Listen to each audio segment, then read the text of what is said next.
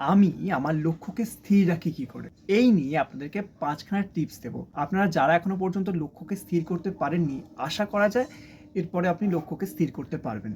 Number 1, স্পষ্ট এবং নির্ধারিত লক্ষ্য স্থাপন। অর্থাৎ আপনার লক্ষ্যকে স্পষ্ট এবং বাস্তবসম্মত হতে হবে। দয়া করে উদ্ভট জিনিসকে জীবনের লক্ষ্য বানাবেন না। নাম্বার 2, সময় ব্যবস্থাপনা। মানে আপনার সময়কে, মানে এখনের সময়টাকে একদম যতটা পারবেন কাজে লাগান। সময়কে অপ্রয়োজনীয় কাজে নষ্ট করবেন না প্লিজ। নাম্বার 3, ভালো চিন্তা করুন। ব্যর্থতার ভয়ে পিছিয়ে না গিয়ে আপনি ভালো চিন্তা করুন এবং সমস্যাকে সমাধান করার চেষ্টা করুন। নাম্বার 4, পরিবেশ ঠিক রাখা। মানে আপনি যে জনের সাথে মিশছেন দেখবেন তারা যেন আপনাকে উৎসাহিত করে, আপনাকে মোটিভেট করে, আপনাকে অনেক কিছু শেখাতে পারে, জানাতে পারে। নাম্বার 5, ধৈর্য ধরে রাখা।